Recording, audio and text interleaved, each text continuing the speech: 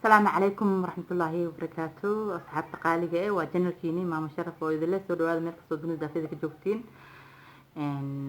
maanta barnaamijkan idii haya waxay tahay walaalahayga qaaliga ah waxaa batay cabashada yani qoysaska ma ahan in yani ninka iyo naagta isqaba aniga ninkayga ma haboono inaan xaqiisa galo asma ma ahan in aniga xaqayga galo walaalahayga qaaliga marka raggeena Soomaaliyeed waxaan idka codsanaynaa hadii aan nahay dumarka iyo xaasaskiinaba hadii aanu nahay annaga dumarka Soomaaliyeed waxay idka codsanayaan in laga daayo dhibaatada looma qooro dhibaato xaaskaaga oo wax walba iyo dhib walba oo ku haysto iyo wax walba oo xumaata ya kuma qorto walaalahayga qaaliga waxyaalaha aan maqleeno oo maalin walba aan arkeyno oo anaga dhexdeena ka dhacayo ma aha wax macquul ah sanadadan dambe saa'iday ma noqoto walaalahayga qaaliga ah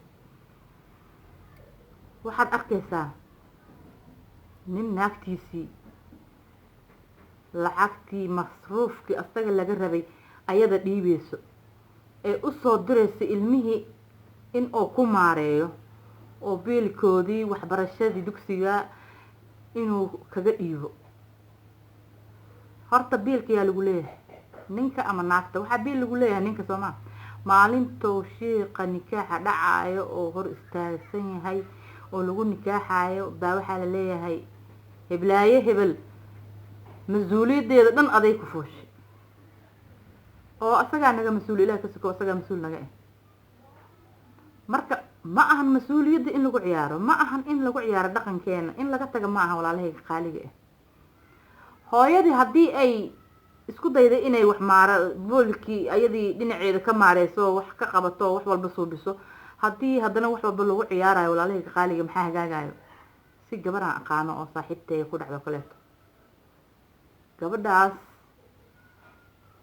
waxay sameysay ilmihii waxa la jooga aabihii baa haayo ayadina waxay qurbahay ku maqan tahay waxay u soo dirtaa biilkii ilmihii waxay u sheegeen biilkii inuusan siinin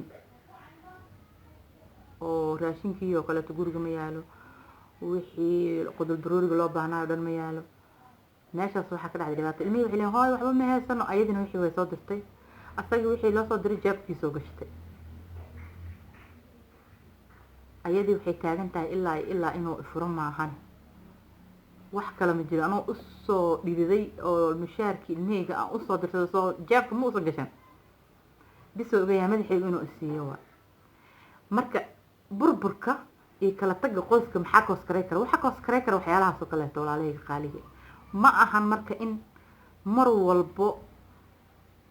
walba oo dhibaatadaas ay dhex taagnaata annaga ma aha walaalahayga qaaliga in waxyaalaha qaar laga fiirsadaa fiican walaalahayga qaaliga ninka soojadiisa wuxuu ku leeyahay xaq iyadana seegeeda waxay ku leedahay xaquuq labada qof oo isla joogto xaq iyo xaquuq oo isku leeyihiin walaalahayga qaaliga qof walba qofkii kale waa in xaqiisa iyo xaquuqdiisa oo siiya hadii oona sii karin oo xaqi uusan lagu lahaay uusan ka bixi karin walaalahayga qaaliga waxa imaanaysa reerkaas in uu burbur ku yimaado walaalahayga hadii reerka burbur ku yimaado ikal tagni ilmihiina meesha isku baaba'ay dhibaato taalo ciyaalkii aabii hooyada dii kala tagan ilmihii meeshaas dhib weyn ayaa yaalo oo ilmihii ma helayaan aabihii hooyo kaligeed wax ma toosi karto waxna ma tarbiye karto ilaahayna noo wada xafido awlaada ilaahayna noo toosiyo aabaha iyo hooyada labadoodaba markay mideysan yihiin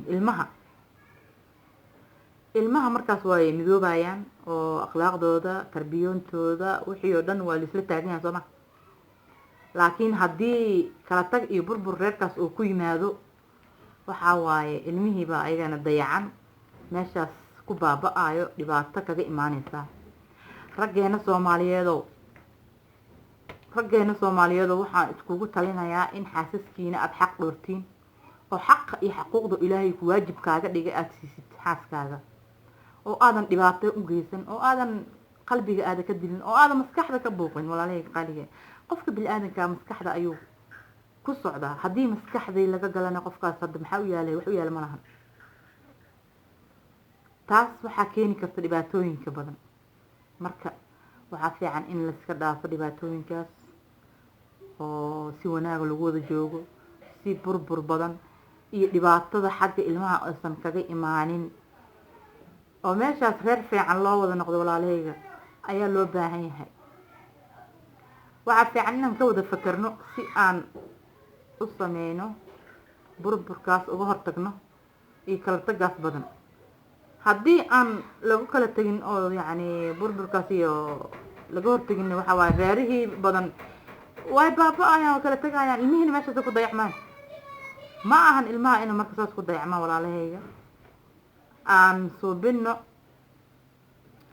marka waxaan iska codsanayaa inaan la isku ciyaarin oo qofka bilaadanka wixii dhibaayo laga dhaafo, qofka dhibaayo wax laga dhaafo ayaan iska codsanaa walaalahayga qaaliga ah, oo aan la isku xadgudbin oo waxaan ku leeyahay maasha Allah si reer fiican oo kusoo baxo, oo meeshaas dhibaatada ka dhamaato, oo kala taga oo dhamaado, burburka dhamaado, qoys wanaagsan meesha kasoo baxaan.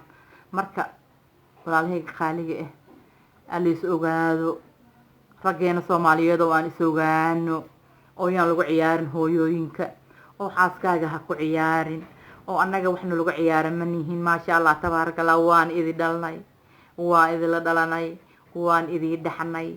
marka walaalahayga qaaliga ah waxaan rabnaa inaan yacni iska tanasulno wixii xumaataan iska dhigno meel wanaaga aan iskula wada talino, si wanaaga aan isku farno. wixii xumaataa waa laga fogaada. xumaato faa'iido ay leedahay male walaalahayga qaaliga ah. wax un bay xumeysaa moogiin najiito ay leedahay ma lahan. marka reer walba oo Soomaaliyeed waxaan kula talinayaa xataa aniga inaan iska dhaafno oo aan ka tanasulno, oo raggeena rag fiican ilaahay nooga dhigo, dumarkana mid badan waa ku jirta ayadan ilaahay mid fiican ka dhigo. dadkooda fiican sidii ay meeshaas uga soo wada baxaan waa wax xaqa la isku leeyahay. ya ninkaaga inaad raali labadiisa lugooda ee jannada intay ku jirtay jannaduna ku jirtaa ha leeyahay. marka walaalahayga qaaliga saasaa isfareynaa in xumaatada iska dhaafno. in haddii aniga hataa la kala tagay iyo burbur ha dhaco kulama talinayay, laakiinse burburka iyo dhibaatada labada qof unbaa mar walba wada sooma. ya marka si aan burburkaas oo u yaraado oo u tanasulno, waxaan rabaa in la isfahmo oo nin walba ninka kale soo jeedta soo yeedo ay xaq dhoorto. aniga ninkayga aan xaq dhooro, asagana oo xaq dhooro. waa wax diiniyan wax aniga aan samaysanayna maaha. waa xaq la isku leeyahay walaalahayga qaaliga maaha waxyaala la iska sheegayo. ma fahanteen? marka ilaahay waxaan ka baryaa nin walba ilaahay xaqa ha tuso, nin walba ilaahay xaqa ha tuso, nin walba ilaahay xaqa tuso, oo ilaahay dhibaatada naga dul qaado. walaalahayga qaaliga ah dhib badanaa iska soo batay, waxyaalo badanaa iska soo batay, magaalada waa laga yaaban yahay. waxaan kuu sheegayaa ilmihii hataa hadda ilmaha qaar oo dayacan oo iska dhibaataysana iska jiro. ilaahu awlaada noo xafid rabbiyo raxmaano, oo ilaahu waalidka noo xafid rabbiyo raxmaano, oo ilaahu annagana xafid rabbiyo raxmaano. dhammaanteen ilaahay hana wada xafido. asxaabta qaaliga ah ilaahay shari shaydaanba hanaga qabto. walaalahayga qaaliga ah marka waxaan iskula talinayaa inaan yacni wanaagga isfarno, xumaatadana iska dhoorno. taasaan iskula talinayaa. marka ma ahan wax xumaatada wax jiro ma ahan walaalahayga qaaliga ah. adooba wanaag u jeedid xumaato ha aadin. subxaan allah. ilaahu rabbi raxmaano dembigeen iyo dembiwaadkeen badhaaf. ilaahu shari shaydaanba naga qabo. ilaahu qaantaduna noo soo bilo maanta maalin khayr qabta ka dhig. ilaahu rabbi raxmaano wanaagga kuwii isfaro ilaahu naga dhig rabbi raxmaano. wanaagga kuwii isfaro oo xumaatada ka dhoorsado ilaahu naga dhig rabbi raxmaano. dhammaanteen asxaabta qaaliga ah haddaad ku cusub tahay janalkayga subscribe dheh, laagna ii saar, ii share karee, commentna ka bixi. daawashada ay daawateen aad iyo aad ugu mahadsantihiin. waa idin wada jeclahay asxaabteeda qaaliga ah. marka leegayaan layga xagrin walaashiin oo leeg iska tuugeyso, share idhaha idin dheheyso, commentiga waxa dhan waa xagiina walaalahayga qaaliga ah marka السلام عليكم ورحمة الله وبركاته.